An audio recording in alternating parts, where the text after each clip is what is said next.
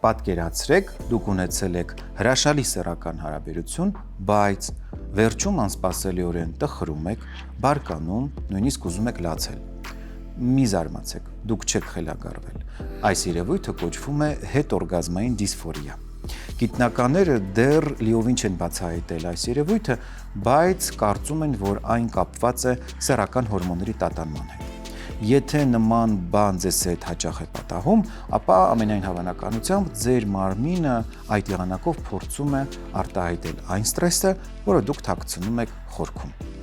Մեր գիշերային զրույցների ընթացքում մենք խոսում ենք այն ամենի մասին, ինչի մասին դուք լռում եք։ Բարի ուշ գիշեր։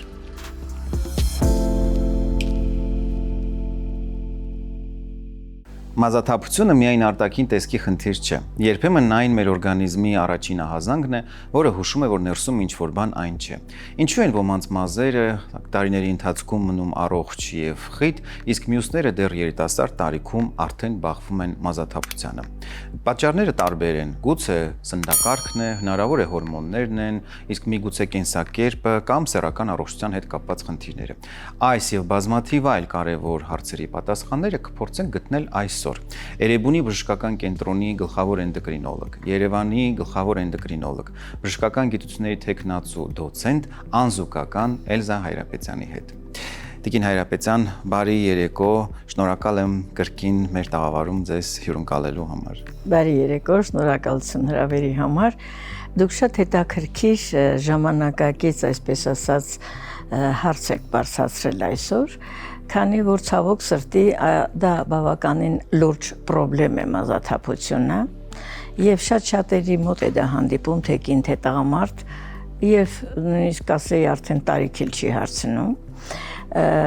եւ շատերը դրա համար ծանր ապրումների մեջ են լինում, դիմում են այս կողմ այն կողմ,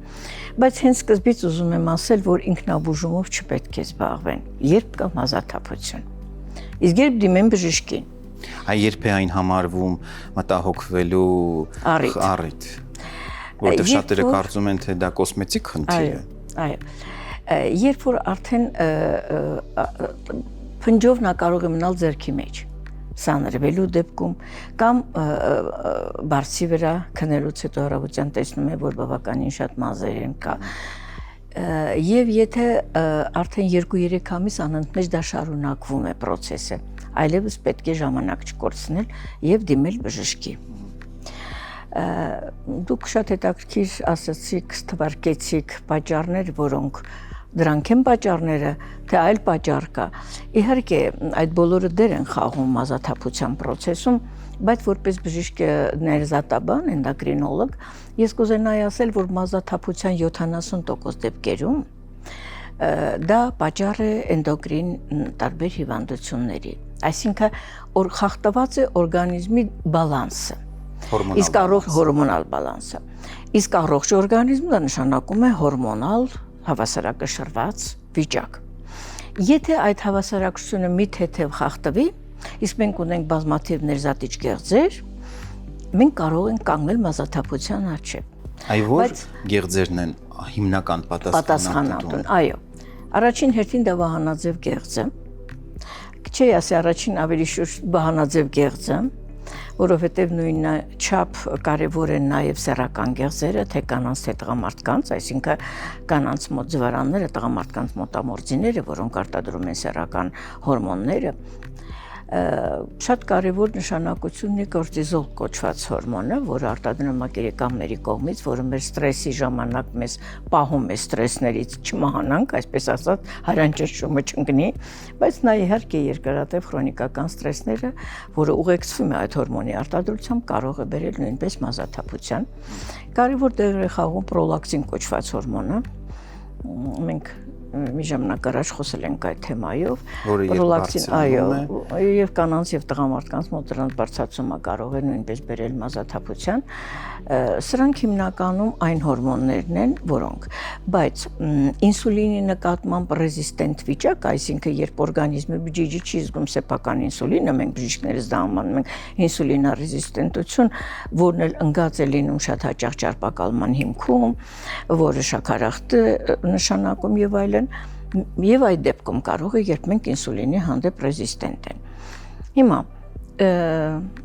ինչ է ստացվում։ Ստացվում է, որ 70% դեպքերում ներզատիչ գեղձերի աշխատանքի մեջ ամենափոքր շեղումը կարող է պատճառ դառնալ մազաթափության։ Եվ ցավոք սրտի շատ հաճախ այդ փոքր շեղումը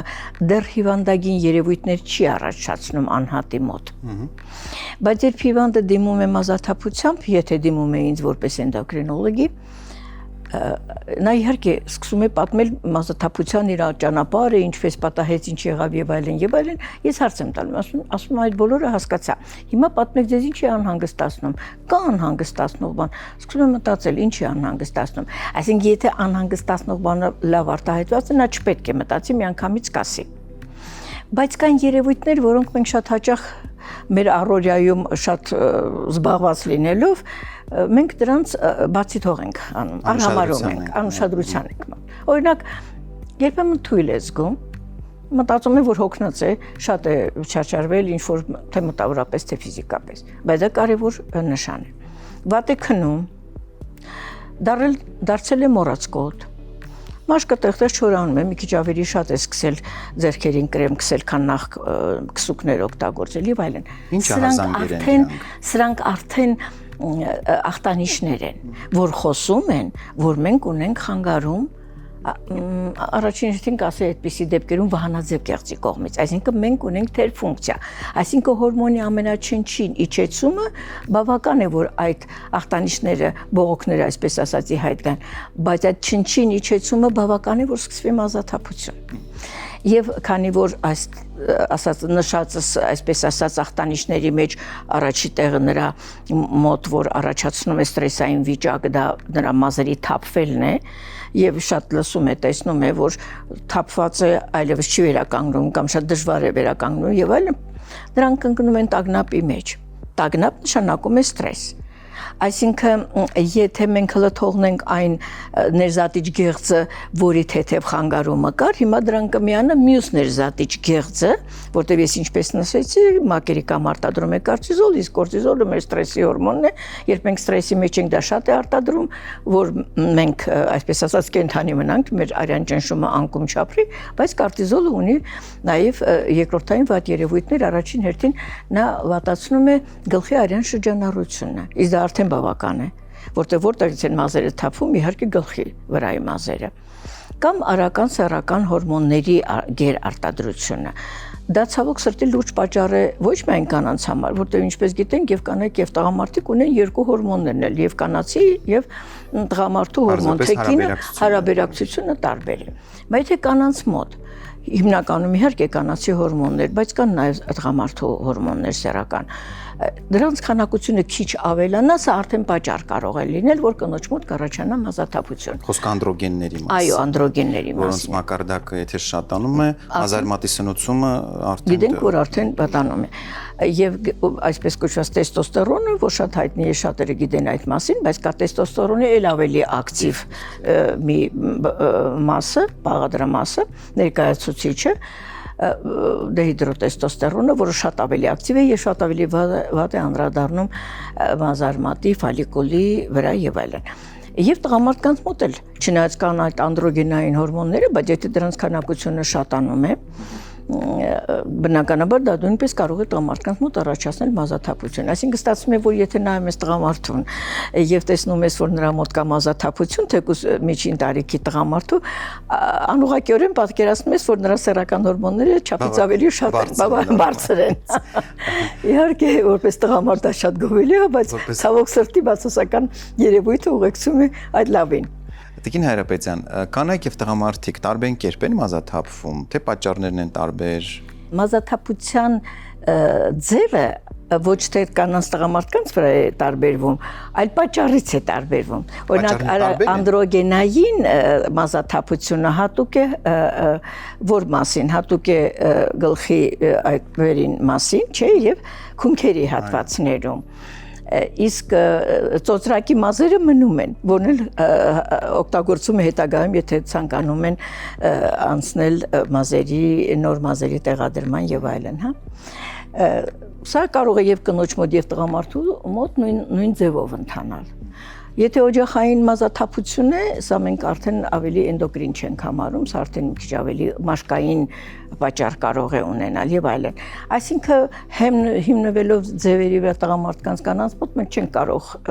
ասել, որ դե կանանց մոտ սա է լինում, տղամարդկանց երկուսն էլ կարող են պատահել։ Ուղղակի պատճառներից է կախված, թե որ հատվածում ինչպես կթափվի մազը։ Իսկ այս դեպքում տարիքը ինչ որ դեր ունի որոշակի, որովհետև ընդունված է համարել, որ օրինակ նախադաշտանային շրջանում եւ դաշտանային շրջանում կանանց մոտ ավելի հաճախ է նման կարծիք ավելի հաճախ է սկսվում։ Գիտեք ինչու, ես հիմա ասեմ, եթե դուք խոսեցիք կանանց մասին, նախադաշտանադադարային շրջանում կամ արդեն դաշտանադադարի շրջանում արդեն խոսքն ասում է ինչ է եղել կանանց սեռական հորմոնների քանակը խիստ նվազել է պակասում է բայց քանի որ կանայք ունեն նաև տղամարդու հորմոններ ճիշտ է քիչ քանակությամբ եւ եթե կանացին հիմա պակասում է հարաբերականորեն այդ անդրոգենները տղամարդու սեռական հորմոնների քանակը կարծեք թե ավել է եւ այդ ավելը անմիջապես իր խոսքն ասում է մազարմացներին մազի ֆոլիկուլներին, որտեղից մազն աճում է։ 1. Իսկ ընդհանրապես ծերացման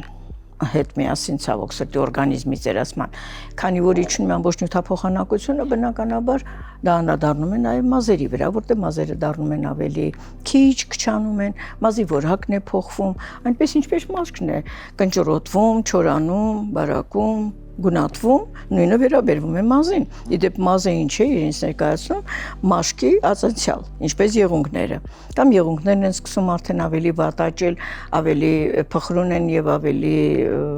անորակ են, այսպես ասած։ Ես բոլորը իհարկե կախված է նրանից, որ կանացի սեռական հորմոնների պակասից գլուխ են բարձրացնում ավելի շատանում են հարաբերականորեն անդրոգենների, այսինքն տղամարդու հորմոնների քանակությունը։ Ծերացման process-ը մնում է ծերացման process։ Տիկին Հայրապետյան, հաճախ լսում ենք տարբեր խորհուրդներ։ Գլուխը հաճախ չի կարելի լվալ, պետք է շամպունը փոխել, ուշադրություն դարձնել տարբեր տեսակի սննդատեսակներին եւ այլն։ Արդյոք սրանց մեջ ճշմարտության ինչ որ մասնիկ կա եւ ամենակարևորը ինչպես պետք է խնամել մազերը։ Նախ սկսենք նրանից խնամել մազը նշանակում է նրան ապահովել նրա նորմալ աճը։ Դա նշանակում է նորմալ նյութափոխանակություն։ Նորմալ նյութափոխանակության կարևորագույն սկզբունքներից ճիշտ սնվելն է։ Իհարկե,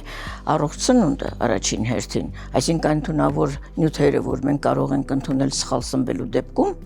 որտեղ կան միացություններ, որոնք վատ են անդրադառնում մեր նյութափոխանակության վրա, դրանք արդեն բավական են, որ մազարմատի վրա ազդեն, մազի կոճղեզի վրա, որտեղից նա աճում է։ Եվ որպեսզի ձեր հարցին պատասխանենք, սկսենք նրանից, որ մազի աճը եւ թափվելը տեղի է ունենում ներսից, ոչ թե դրսից։ Այսինքն շամպունը, որ մենք որով գլուխ են լվանում, երբ որ մաշկից արդեն մազը դուրս է գալիս, դա ցողունն է մազի, չէ՞։ Նա խորքում տեղակայված է, ինչը մազարմատը, նրա այդ ֆոլիկուլ ենք անվանում, այնտեղ կա կոճղեզ, այնպես ինչպես ծաղիկը տնգում ենք, չէ՞, ծաղիկներ կան, որոնք կոճղեզներով են աճում։ Մենք տնգում ենք հողի մեջ եւ նրանից կոճղեզից, այո, դուրս է գալիս ցողունը։ Նույնը ուղիղ գծով կարելի ասել մազի վերաբերյալ։ Հիմա հենց որ մաշկից բարձրանում են, դա արդեն ցողուն է, դա արդեն մահացած, այսպես ասած, մի ռոկացված։ Այո, դա արդեն ինքը ոչ սնունդ է, ոչ աճող է, ոչ մի բան, աճը տեղի է ունենում կոճղեզում։ Հիմա եկեք տեսնենք ձեր շամպունները, ոչ մի շամպուն չի հասնում կոճղեզին։ Մենք շամպունով ինչ ենք անում, լվանում ենք գլխի մակերեսը։ Իհարկե, եթե քրտնում է շատ, իհարկե, եթե քրտինքի հետ միասին շատերը այսպես կոչված սեբորեա ունեն ճարպային, այսինքն ճարպա գեղձերը, որոնք որ գտնվում են այդ կոճղեզի կողքերը, ավելի շատ, որպեսզի սնեն կոճղեզին, նրանք շատ չափից ավելի ճարպ են արտադրում եւ դա կարող է մաշկի վրա դուրս գալ, խցանել մաշկի ծակոտիները, իսկ մաշկի ծակոտիները շատ կարեւոր դեր են խաղում, չէ՞, արտաթորում են քրտինքի միջոցով տարբեր թունավոր նյութեր եւ այլն։ Հիմա ստացվում շնչում է մաշկը, այսպես ասած։ Հիմա եթե դրանք խցանվում են, իհարկե պետք է շամպունով լավ լվանալ եւ հեռացնել դա։ Բայց Եվ իհարկե ցանկալի է որ շամպունները լինեն բնական եւ մենք տեսնում ենք որ վերջին տարիներին ավելի շատացել են այն շամպունները որոնք ավելի բնական հումքի վրա են պատրաստվում բայց չպետք է մոռանանք որ շամպուն ստանալու համար բացի բնական հումքից պետք են ամենատարբեր քիմիական կոմպոնենտներ բաղադրամասեր որ ստացվի այդ շամպունը որն էլ կսնուցի այո Հիմա ստացվում է ինչ որ այդ շամպունների վրա պետք է իհարկե ուշադիր լինել։ Հիմա վերջին տարիներին կան այդպիսի շամպուններ, որտեղ գրվում է վրան, որ չի պարունակ բաղադրությունը եւ գրվում է, որ չեն պարունակում դրանք թունավոր նյութեր, առաջին հերթին ալյումինիում, հա, որը համարվում է տոքսիկ նյութ։ Եվ մաշկի համար Եվ չեն պարունակում այնտեղ գրվում է այլ նյութեր։ Հիմա ստացվում է, որ իհարկե ցանկալի է այդպիսի շամպունները, որոնք ավելի քիչ վնասակար քիմիական բաղադրամասեր են պարունակում։ Բայց հույս դնել շամպունի վրա, որ մազը պետք է աճի, իհարկե սխալ է, քանի որ ինչպես ասացինք, մազը աճում է կոճղեզից, կոճղեզը տեղավորված է մաշկի տակ,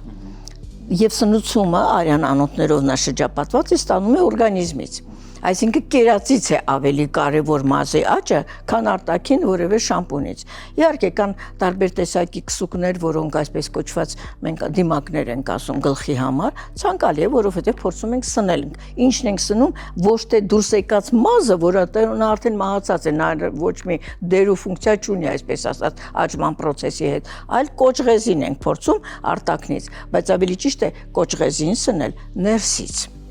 Հիմա եկանք մարդիկ, որոնք ունեն վնասակար սովորություններ, ծխում են, արդեն օրգանիզմ են ներմուծում բազմաթիվ թույներ, նիկոտինը, այսպես ասած, ամենաանմեղն է, եթե հաշվենք այն 4000 նյութերը թունավոր, որ առաջանում է ծխելու process-ում, եւ դրանց մեջ մտնում է նաեւ մկնդեղը, որը ոչ մի մարդ, որ ասես մկնդեղ ընդունի, կզարմանա, կմտածի, որ լուրջ չենք վերաբերվում իրեն, բայց ինքը ընդունում է այդ սիգարետի միջոցով եւ ցիանային կալիումը, որը ամենաուժեղ թույներից մեկն է, դա էլ է պարունակում այդ 4000 նյութեր եւ այլն։ Այսինքն ես ուզում եմ ասեմ, որ ծխողները արդեն իրենց թունավորում են, բայց հետո ման են գալի շամպուններ, որպեսզի մազերը բուժեն, մազաթափությունը կանգնեցնեն։ Մյուսը, որը կարող է լինել, իհարկե ալկոհոլի օգտագործումը, որովհետեւ սպիրտի մեծ քանակների օգտագործումը կբերի լյարդի տարբեր ախտահանման, իսկ միլիարդն է թելադրելու մեր ամբողջ նորմալ նյութափոխանակությունը։ Մի խոսքով ունենալու համար առողջ մազեր, ասում են առողջ մազերը, առողջ նյութափոխանակության գրավականն է։ Եվ դա հենց այդպես է։ Այսինքն մեզ պահանջվում է ոչ թե տարբեր շամպուններով եւ մազերի համար դիմակներով եւ գնալ արտաքին, այսպես ասած, կոսմետիկ միջոցներով մազաթափությունը կանգնեցնելու, դա ուղղակի անլուրջ է։ Դա կարելի է օգտագործել որպես լրացուցիչ պայմաններ, եթե մենք արդեն գիտենք մազաթափության պատճառը, ցավոք սրտի բժշկության մեջ ամեն մի հիվանդության մասին ամեն ինչ բարձ չէ, այդ թվում եւ մազաթափությունը ունի բազմաթիվ չլուծված, չվերցանված, չբացահայտված հարցեր, իհարկե ցավոք սրտի դա այդպես է, բայց շատ-շատերը բացահայտված են։ Այսինքն երբ որ բժիշկը կհետազոտի եւ կորոշի թե որտեղ կա խաթարում օրգանիզմում, որ օրգանը առավել եւս մեր ներզաճիչ գեղձերի մեջ ինչպիսի խանգարում կա, եթե կփորձի շտկել այսինքն բուժել եղած հավասարակշռության խախտումը ներզատիչ գեղձերի մեջ, որտեղ ցավոք սրտի եթե մեր մի ներզատիչ գեղձը հիվանդ է,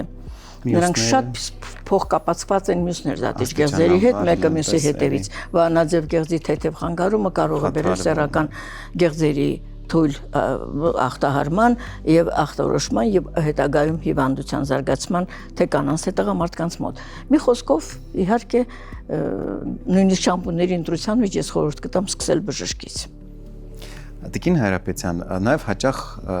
ասում են հատկապես երբ որ մազաթափություն է նկատում, ասում են հենց երկիրը փոխեցի, նկատեցի օրինակ մի երկրում մազաթափությունը շատացավ, մյուսում ավելի քչացավ, նշելով որ հնարավոր պատճառներից մեկը ջուրն է,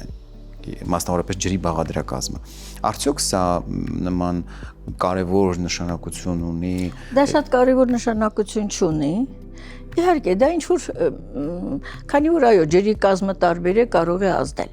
բայց միայն ջրի կազմի տարբերությունը մազաթափության վրա չի կարող անդրադառնալ։ Ուղղակի կլիմայի փոփոխությունը ամբողջ օրգանիզմի վրա է անդրադառնում։ Եկեք ճիշտը խոսենք, հա։ Մարդիկ կան, որ այս երկրում իրեն շատ լավ են զգում, ճնշման տատանում չունեն, մի այլ երկրում սկսում են ճնշումը տատանվել։ Եթե ճնշումը տատանվում է, այսինքն օրգանիզմն անհավասարակշռված վիճակ է ինչ որ օրգանների մեջ կամ նյութափոխանակության կամ եւ այլն, ինչ որ ներզատիչ գեղձի, դա կարող է բնականաբար վերաբերվել նաեւ մազին։ Կանանց մոտ կարող է դաշտանը խախտվել, երբ որ տեղափոխվում են այլ երկիր, շատ լավ գիտեն։ Այսինքն ներզատիչ գեղձի վրա դա անդրադարձա, դա էլ բավական է, որ անդրադառնա մազի վրա, բայց դա ժամանակավոր երևույթ է, որովհետեւ այսպես թե այնպես մեր բոլորս որ երկինն էլ գնանք, որ կլիմային էլ գնանք, որոշակի ժամանակից հետո մեր օրգանիզմը շատ լավ հարմարվելու հատկություններ ունի, բնության կողմից տրված, մենք հարմարվում ենք։ Մենք նույնիսկ հարմարվում ենք շատ վատ պայմաններին, հարմարվում ենք։ Այնպես որ դա հիմնական պատճառ չի, կարող է թեթև ինչ-որ անցողիկ երևույթ ես կհամարեի ավելի ճիշտ, որը կանցնի։ Տիկին Հայրապետյան, մի հետաքրքիր օրինաչափություն եմ նկատել իմ մասնագիտական պրակտիկայում որպես սեքսապաթոլոգ, տղամարդիկ ու կանայք, ովքեր դիմում են մեզ սեռական գանգատներով, ընդ որում շատ հաճախ կապ չունի թե ինչ սեռական գանգատով։ Նաև անամնեզում նշում են մազաթափություն։ Եվ հետաքրքիրն այն է, որ ժամանակի ընթացքում որքան չի լուծվում իրենց սեռական խնդիրը, այնքան մազաթափության գանգատը մնում է գնալով խորանում։ Կարծես թե սեռական գանգատն ու մազաթափությունը կողք կողքի քայլում են։ Ես իմ մասնագիտական դիտարկումով մտածում եմ, որ հնարավոր է պատճառը գուցե հորմոնային որոշ տեղաշարժերն են, բայց շատ կուզենայի նաև լսել ձեր կարծիքը դրա վերաբերյալ։ Դուք ճիշտ եք, իհարկե, հորմոնալ տեղաշարժը անդրադառնում է թե կնոջ եւ թե տղամարդու սեռական ցանկության վրա, սեռական խանգարումների տարբեր երևույթների ձևով արտացոլվող, անդրադառնում է միանշանակ։ Եվ ինչպես քիչ առաջ ասացինք, կանանց մոտ էստրոգենների, կանացի հորմոնների պակասը բավական է, որ արական սեռական հորմոնների քանակը հարաբերականորեն գերակշռի կամ իրոք հիվանդագին երևույթ կա կնոջ մոտ կապված զվարանների հետ, մակերիկամի հետ եւ այլն, որ կծնի իր հետևից մեծ քանակությամբ անդրոգենների, այսինքն տղամարդու սեռական հորմոնների առաջացում։ Սա պատճառ է կնոջ համար։ Տղամարդկանց մոտ մենք դες շատ լավ հասկանում ենք ինչ անշնակում տղամարդուն, երբ որ նա ունի սեռական գանգատներ։ Դա լուրջ ստրես է յուրաքանչյուր տղամարդու համար, առավել ևս միջին տարիքի, ցավոք սրտի նաև երիտասարդների, դե ավելի հասուն տարիքի համար էլ դա, այսինքն ոչ մի տղամարդ չի ուզում բաժանվել իր ցանկություններից, այն ցանկություններից, որով ապրել է իր երիտասարդար հնարավորություններից, ոչ մի տղամարդ, դա նրա համար ստրես է։ Սա միանշանակ անդրադառնում է մազի կոչղեսի վրա, գիտեք, ստրեսի պայմաններում ես արդեն քիչ առաջ ասեցի, մենք ունենք կորտիզոլ, եւ եթե մի օր լավ չի, երկու օր լավ չի, մի շաբաթ լավ չի, մի ամիս լավ չի, գնում է այս բժշկին, այն բժշկին, այս դեղն է օգտագործում, չի ստացվում այն արդյունքը, որին նա սպասում էր, անհամբեր, որ պետք է ամեն ինչ վերականգնվի, նախկինը չի լինում այդ նախկինը, սա արդեն ստրես է։ Այսինքն բավական չէ սեռական հորմոնի, եթե կա խանգարում, որտեղ միշտ չէ, որ սեռական գանգատներն ուղեկցվում են սեռական հորմոնների բացակայության, շատ հաճախ մենք ձեզ հետ շատ լավ գիտենք, դա նյարդային համակարգի հետ շատ լուրջ կապ ունի, եւ այդ նյարդային համակարգի հետ կապը եւ ստրեսային վիճակը կարող են բերել մազաթափության միանշանակ։ Ես ուզում եմ ձեզ ասել, որ մեր հորմոնները, ես երևի ավելի շուտ պետք է ասեի, թե ինչու են հորմոնները ազդում դրա վրա, ինչ է նշանակում մեր հորմոնները, արտադրվում են մեր ներզատիչ գեղձերի կողմից։ Ներզատիչ գեղձերն են, որ ապահովում են հորմոններով մեր ամբողջ նյութափոխանակությունը։ Գրգռները գնում են, բարձրանում են կենտրոնական նյարդային համակարգ, այնտեղ մի շատ հետաքրքիր ներզատիչ կենտրոնական գեղձ ունենք, որը կոչվում է հիպոթալամուս, որտեղ յուրաքանչյուր եկած ինֆորմացիան ծայրամասերից, բջիջներից, օրգաններից եւ այլն հավաքվում է, վեր է ածում նյութի, որտեղ դա գրգիռ է եկել, այդ նյութը հիպոթալամուսում կարգադրում է մեր ներզատիչ գեղձերին, ինչ արտադրել։ Արտադրված նյութը անցնելով արյան միջով հասնում է մեր յուրաքանչյուր բջիջին առանց բացառության։ Եվ այդ նյութերը երկու խմբի են բաժանվում։ արգելակողներ եւ խթանիչներ եւ նայած թե որ նյութը որ տեսակը ես հիմա չեմ ուզում թվարկել հորմոնները եւ այլն դա այսօրվա թեման չի որն է ազդելու բջիջի վրա ըստ այնը մենք կունենանք այդ բջիջի ներսում process-ի խթանում կամ արգելակում այդպիսի բջիջը իրենից ներկայացնում մազի ֆոլիկուլը կոճղեզը որտեղից պետք է ծլի այսպես կոչված մազը Հիմա գնանք տեսնենք, մազը աճեց, ծլեց, հա? Դա 2-ից 6 տարի է տևում, դա նրա ակտիվ փուլն է։ Դրանից հետո 2-ից 3 շաբաթ ոչ մի մազ, որ աճել է, սկզբից մինչև կյանքի վերջ չի մնում կանգնած, չէ։ Մենք գիտենք, որ որոմանական ժամանակ դա բնական process է, հին մազը արդեն մահանում թափվում է, նրա փոխարեն կոճղեզը աճեցնում է նորը։ Հիմա տեսնենք ինչ է ստացվում։ 2-ից 3 շաբաթում աստիճանաբար այն մազը, որ արդեն աճել էր, ցողունը տվել էր, նա պետք է մահանա։ Սկսում է կամած կարճանալ այդ հատվածը, հա, եւ ինքը ի վերջո անցնում է 3-րդ փուլը, երբ որ հանգստի փուլն է, ընկավ մազը, հին մազը։ Բայց այդ ընթացքում կոճղեզում նոր մազ է սկսում աճել ու գոյանալ։ Հիմա այդ կոճղեզը, որը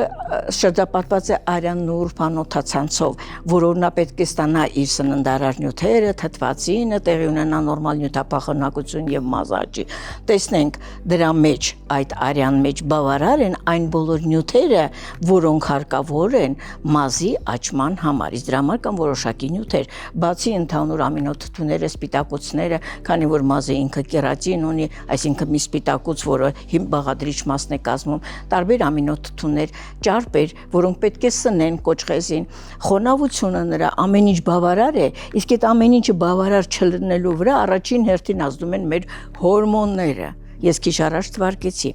Այնպես որ եթե մենք ունենք սեռական խանգարումներ, մենք կամ իրոք ունենք սեռական հորմոնների խախտում, կամ եթե մենք այդպիսի խախտում այդպես էլ չենք հայտնաբերում, իսկ դա պատահում է, դուք էլ եւ ես էլ մենք շատ լավ գիտենք, ուրեմն համենայն դեպս փաստը մնում է, որ չկա սեռական ցանկությունը, կան սեռական գանգատները, անկարողությունը եւ այլն եւ այլն։ Ուրեմն հիմա արդեն անցավ 3-րդ մյուս փուլը նյարդային համակարգն է ներգրավում ցավոք սրտի դեպրեսիան շատ վատ բան է մենք ձեզ հետ շատ լավ գիտենք եւ մարդուն դեպրեսիայից հանելը շատ ավելի դժվար է իսկ կրկնվող քրոնիկական այդ ստրես ամիներ շարունակ ոչ չի ստացվում ոչ մի բան ինչ կար մնում է այդպես չնայած բոլոր դեղամիջոցները եւ լավագույն բժիշկները արդեն ամեն ինչ ասել են իրենց խոսքը հուսաթափություն դեպրեսիայի խորացում դա էլ բավական է որ արդեն սկսվի մյուս, այսպես ասած, վիճակը եւ մենք ունենում ենք մազաթափություն։ Տիկին Հայրապետյան, համացանցը այսօր լի է տարբեր հրաշք միջոցներով, որոնք խոստանում են կանգնեցնել մազաթափությունը, նույնիսկ մազերը աճեցնել, ինչպես հնարավոր է տարբերակել իրական օկտավետ բուժումը սովորական լավ մատուցվող գովազդից։ Դուք շատ բարդ հարց տվեցիք, որովհետև բոլորս էլ երբեմն տարվում ենք այդ լավ կազմակերպված գովազդից, ցավոք սրտի ընկնում ենք դրա ազդեցության տակ, բայց այո, իրոք շուկան լիքն է։ Բայց ինչ է մեզ հարկավոր։ Այդ շամպունները, տարբեր տեսակ դիմակները մազերի համար եւ այլն, ես ինչպես սկզբում ասացի, պետք է հնարավորին չափ լինեն բնական նյութեր մեջ։ Դրանցից մեկի մասին ես կուզենայի երկու խոսք ասել, որովհետև բավականին շատ եմ ես նշանակում, ինչ դրանք հայտնվել են արդեն Հայաստանում։ Դա Ալպենտա կոչվող եվրոպական արտադրության դեղամիջոց է, որը կազմված է բացառապես բնական տարբեր տեսակի բաղադրամասերից եւ նրա մեջ գտնվում է մի շատ կարեւոր վիտամին, բիոտինը, վիտամին B7-ը, որը հատկապես կարևոր է մազի աճման սնուցման համար։ Բացի դրանից գտնվում է նրա մեջ կերատինը, որը կազմում է մազի բաղադրիչ կարևոր մասը։ Բացի դրանից այնտեղ գտնվում են անտիօքսիդանտներ, ինչ է դա նշանակում, այսինքն այդպիսի ազդեցություն ունեցող նյութ, որը չեզոքացնում է տոքսինների ազդեցությունը մեր նյութափոխանակության հետևանքով, երբ որ մեր օրգանիզմում 1 րոպեում առաջանում է 1 միլիարդ այդպիսի մասնիկներ, չեզոքացնում է այդ մասնիկների ազդեցությունը։ Մի խոսքով բազմաթիվ կոմպոնենտներից բաղադրամասերից կազմված ալպենտան բավականին լավ ազդեցություն ունի։ Եթե դրան էլ ավելացնելու ենք, որ շատ ժամանակ պետք չի ստանալու համար օրական մեկ անգամը բավական է, ուղղակի պետք է լինել ընդհանրապես շատ զինված համբերությամբ ոչ միայն սրա նկատմամբ, այլ նաև բոլոր միջոցների, որովհետև ոչ մի միջոց 5 օրում չի կարող հարց լուծել, ոչ էլ 15 օրում։ Սա process է, ես քիչ առաջ ասեցի, նոր մազի աճը 2-ից 6 տարի է տևում։ Բայց արդյոք արդյունավետ է գոնե կանգնացնելը մազաթափությունը, ես չեմ ասում նոր մազերի աճեցնելը, հա, կանգնեցնել process-ը։ Դա մենք դրան կարողանում ենք հասնել, որովհետև բայց առնվազն գոնե 3-ից 6 ամիս պետք է համբերատար օրը մեկ անգամ օգտագործել։ Դա վերաբերում է ոչ միայն ալպենտային, իհարկե ալպենտայի համար դա բավականին ժամանակ է եւ օգտագործելուց դու տեսնում ես այդ, որովհետեւ ես շատ եմ նշանակում եւ ես տեսնում եմ շատ լավ արդյունք։ Իսկ կան եւս այդպիսի դեղամիջոցներ, բայց իրոք ինչպես տարբերել լավ կազմակերպած գովազդի տակ որն է ճիշտը, որը սուտը, իհարկե շատ դժվար է ոչ միայն բժիշկների համար, այլ ընդհանուր յուրաքանչյուր անձնավորության, նույնիսկ եթե մտավորապես շատ զարգացած է։ Ասում են փորձի կտեսնես, դե հիմա փորձելուց էլ կարող է շատ ավելի բարձ արդյունք տեսնենք հակառակ process-ը մնալ process գովազդը կատարվում է եւ կամերցին շարունակվում է եւ նրանք կարողանում են մեծ գումարներ աշխատել դրա վրա։ Նպատակն էլ դա է, այո, ոչ թե շատ անհանգստացած են մեր մազերի թափվելը կանգնացնելով կամ նոր մազեր աճեցնելով։ Ինչպես դուք նշեցիք, շատ կարևոր է ուշադրություն դարձնել այն հանգամանքին, թե ինչ է գովազդվում եւ թերևս ամենակարևորը ինչ բաղադրություն է այն պարունակում, որովհետև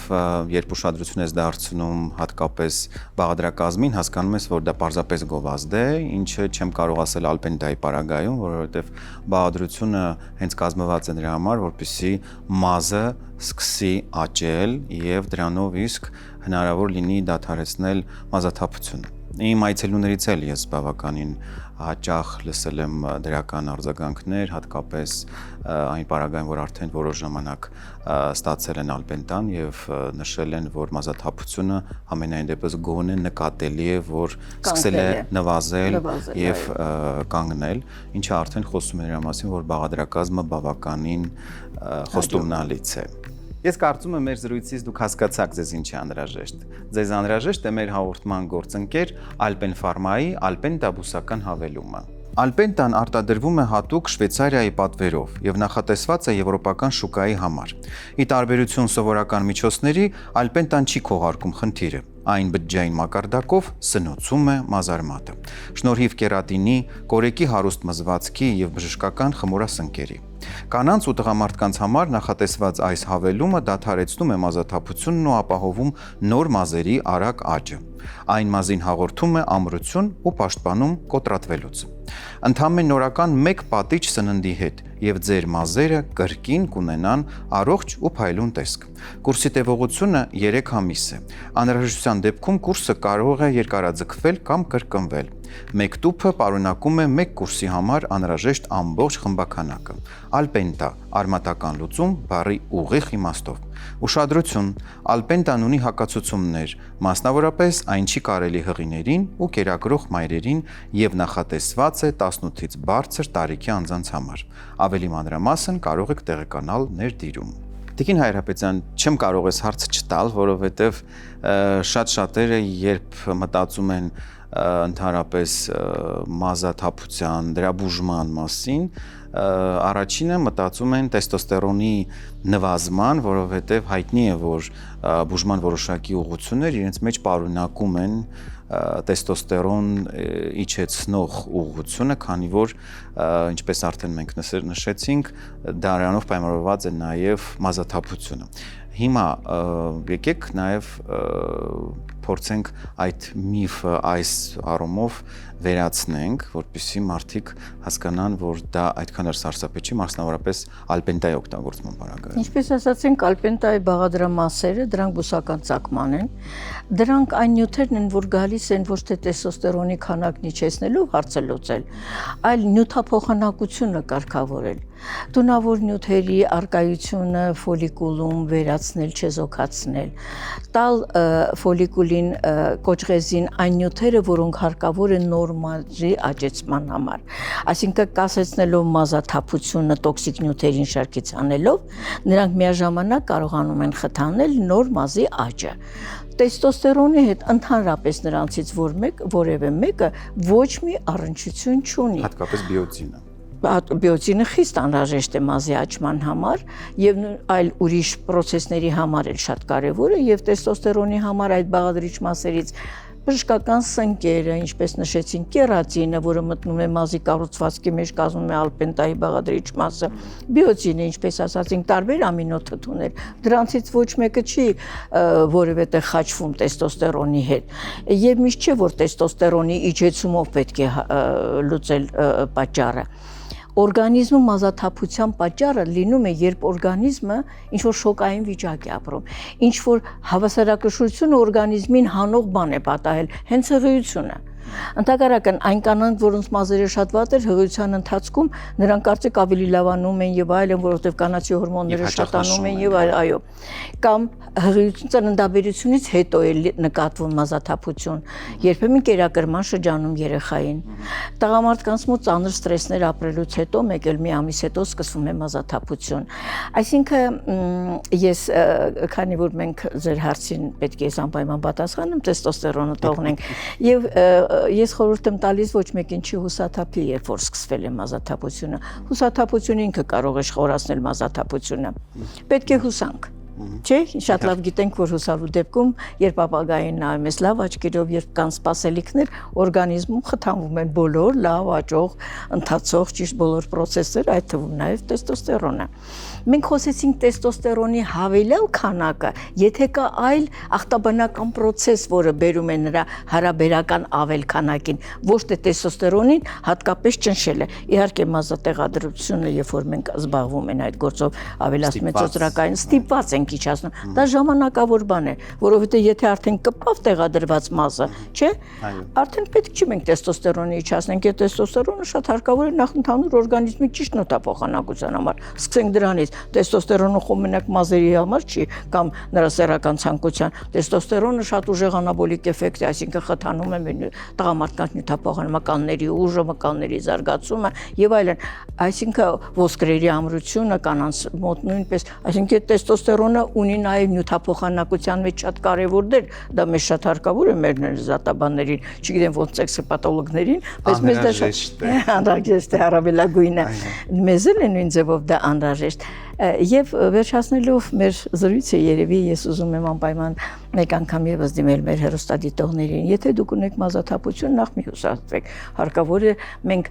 մեջտեղ բերենք այն ախտաբանական process-ը, որ սկսվել է ձեր օրգանիզմում եւ դրա ազդանշանը ընդհանրապես մազի թափվելն է։ Այնպես իջվեց, եթե ձեր ատամը փչացել է, ցավն է ձեզ անհանգստացնում, դուք գնում եք հայտնաբերելու ինչի ատամը ցավում։ Նույն process-ը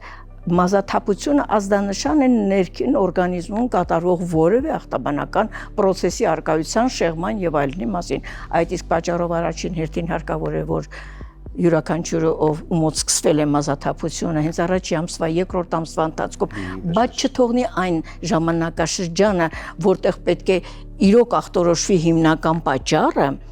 դիմել բժշկին։ Ումից սկսել Իհարկե առաջինը սկսել ներզատաբաններից, քանի որ 70 դեպքերում դա մեր խնդիրն է։ Հետո պետք է կանայք գինեկոլոգներին անպայման, որովհետև կանացի սեռական օրգանների ախտաբանական process-ները կարող են ավարտվել մազաթափության, եւ հետո կարող են իհարկե ձեզ դիմել հասկանալու համար։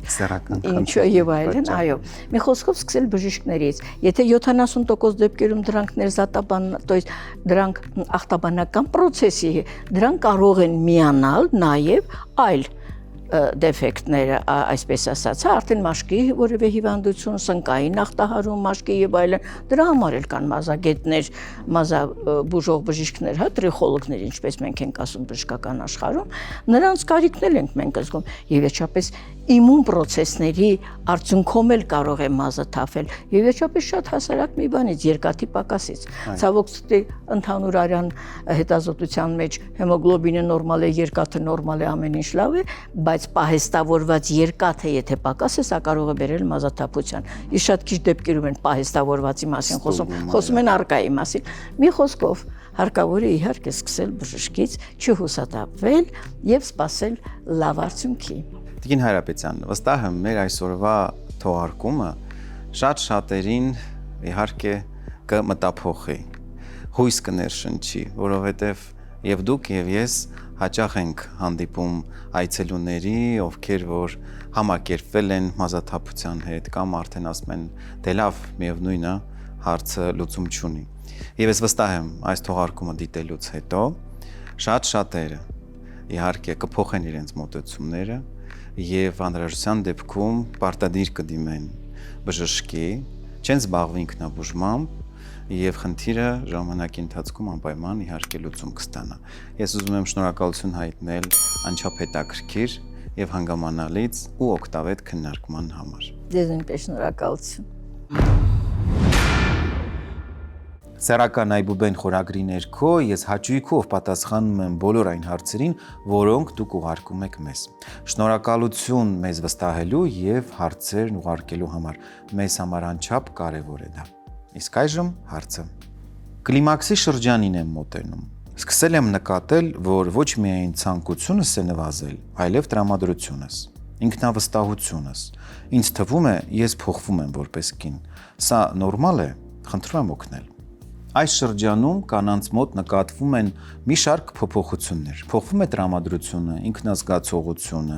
նվազում է սեռական ցանկությունը։ Շատ դեպքերում նույնիսկ կանայք նշում են տրամադրության կտրուկ տատանումներ, երբեմն նաև ագրեսիվ վար։ Այս բոլոր գանգատները օրինաչափ են, քանի որ երբ որ կնոջ մոտ արդեն սկսում են նվազել սեռական հորմոնները, արդեն կարող են ի հայտ գալ համապատասխան գանգատները։ Սակայն ժամանակակից բժշկությունը թույլ է տալիս այդ ամենը ժամանակին կարգավորելու եւ հետագա բարդություններից զերծ պահելու համար։ Պարզապես նախ պետք է իհարկե հետազոտվել, հանձնել համապատասխան անալիզներ, խոսքը հորմոնալ անալիզների մասին է, եւ դրանից հետո արդեն ստանալ անհրաժեշտ բուժում։ Բուժումը իր մեջ կարող է ընդգրկել ինչպես հորմոնալ դեղամիջոցներ, այնպես եւ բուսական տարբեր տեսակի հավելումներ։ Պետք է նշեմ, որ խնդիրը իհարկե գտնվում է գինեկոլոգիայի տիրույթում եւ այս հարցի կապակցությամբ պարտադիր պետք է դիմել գինեկոլոգի կամ գինեկոլոգ-էնդոկրինոլոգի, որպեսզի անցնեք անհրաժեշտ համալիր հետազոտություն եւ որից հետո ստանաք բուժումը։ Բուժումը պատշաճ կազմակերպելու համար անհրաժեշտ է իհարկե կարգի բերել սննդակարգը, կարգավորել քունը։ Սրանք շատ կարևոր հանգամանքներ են, որովհետև թե քունը, թե սնունդը անմիջապես ազդում են կնոջ սեռական առողջության վրա։ Իսկ նախադաշտանային շրջանի դրսևորումները մեղմելու համար գոյություն ունի մեր հաղորդման գործընկեր Savita Herbs-ը իր կլիմա բնական հավելումով։ Դաշտանադադարը կնոջ կյանքի նոր, բայց հաճախ բարդ փուլ է։ Անսպասելի ջերմության ալիքներ, գիշերային քրտնարտադրություն, անքնություն եւ նյարդայնություն։ Կարիք չկա համակերպվել այս անհարմարությունների հետ։ Վերադարձրեք ձեր ներքին հանգստությունը մեր գործընկեր Savita Herbs-ի կլիմաբնական հավելումի օգնությամբ։ Կլիման վարդագույն ռոդիոլայի, կատվախոտի, անանուխի եւ պատրինջի բնական խառնուրդ է, որը մեղվում է դաշտանադադարի տհաճ նշանները, հանգստացնում սրտխփոցն ու վերադարձնում առողջ քունը։ Կարևոր է իմանալ, որ կլիման չի պարունակում հորմոն եւ չի կարելի այն համատեղել հորմոնալ դեղերի հետ։ Ուշադրություն, տրվում է առանց դեղատոմսի, չի հանդիսանում դեղամիջոց։ Սակայն կլիման ունի հակացություններ, որոնք մանրամասն ներկայացված են ներդիրում։ Օգտագործումից առաջ անպայման խորհրդակցեք ձեր բժշկի հետ։ Կլիմա երբեղանակը ստեղծում ես ինքդ։ Իսկ այժմ կարդամ հաջորդ հարցը։ Բարև ձեզ, 58 տարեկան եմ, բժիշկն ինձ նշանակել է տադաֆորտ, բայց կցանկանայի հասկանալ, այս դեղամիջոցը պարզապես օգնում է տվյալ պահին ունենալ էրեկցիա, թե կան դեպքեր, երբ այն երկարատև բուժման մաս է կազմում եւ կարող է նպաստել նաեւ սեռական կյանքի ընդհանուր որակի բարելավմանը, որ դեպքերում է նախընտրելի մեկ անգամյա, իսկ որ դեպքերում ամենօրյա ընդունումը։ Շատ ողջունելի է, որ դեղամիջոցը նշանակել է բժիշկը, քանի որ տադաֆորտը դեղամիջոց է, որը նախատեսված է պոտենցիան բուժելու համար, հետևաբար այն կարող է նշանակել միայն բժիշկը համապատասխան հետազոտություններ անցկացնելուց հետո։ Դեղամիջոցը ընդգրկվում է բուժման կուրսի մեջ համալիր տեսքով։ Հաշվի առնելով, որ սեռական ֆունկցիան բազմաբաղադրիչ է եւ պոտենցիան կարող է նվազել տարբեր պատճառներով, հետևաբար տադաֆորտի հետ մեկտեղ սովորաբար նշանակվում են նաեւ հավելյալ բուսական խթանիչներ եւս։ Հիմա տարանջատենք նշանակման տարբերակները։ Նախ, տադաֆորտը ունի երկու դոզավորում՝ 5 եւ 20։ 5-ը նախատեսված է ամենօրյա բուժման կուրսի ժամանակ եւ սովորաբար նշանակվում է տևական կուրսի պարագայում։ Օրինակ, եթե պացիենտը պետք է ստանա 1 ամսյա բուժում, այս դեպքում նախընտրելի է նշանակել 5 միլիգրամը եւ եթե կա նաեւ անոթային խնդիր։ Ինչու՞, որովհետեւ տադաֆորտը լավացնում է նաեւ արյան շրջանառությունը, ինչը կարեւոր հանգամանք է։ 20-ը նշանակվում է պլանավորված սեռական հարաբերության ժամանակ։ Օրինակ, երբ պացիենտը ունի հստակ կոնկրետ պլանավորված օր, որ այդ օրը պետք է ունենա հարաբերություն եւ օգտագործում է 20-ը։ Որպես կանոն մենք խորհուրդ ենք տալիս սկսել նույնիսկ 10-ից, այսինքն պարտադիր չի, որ հենց միանգամից օգտագործի 20 միլիգրամը, որովհետեւ շատ դեպքերում պացիենտները գոհ են նաեւ 10 միլիգրամից։ Հիմա առավելությունների մասին։ Տադաֆորտը ի տարբերություն նախորդ սերնդի ներկայացուցիչների ունի մի շատ կարևոր առանձնահատկություն՝ արագ է ազդում եւ երկար է պահպանում իր ազդեցությունը։ Սա շատ կարևոր է, որովհետեւ պոտենցիայի բուժումը ենթադրում է նախ արագ լավացում էրեկցիայի եւ պահպանում։ Բացի այդ, դեղամիջոց օգտագործելուց հետո այն իր ազդեցությունը պահպանում է գրեթե 36 ժամ, այսինքն 36 ժամվա ընթացքում տղամարդը կարող է ունենալ կրկնակի հարաբերություններ, իսկ շատ դեպքերում նույնիսկ շատ տղամարդիկ նշում են 36-ից եւ ավելի, օրինակ նույնիսկ 50 ժամ ազդեցություն։ Սա եւս տադաֆորտի առանձնահատկություններից մեկն է։ Դեղամիջոցը ունի հակացուցումներ, որոնց մասին իհարկե բուժող բժիշկը պարտավոր է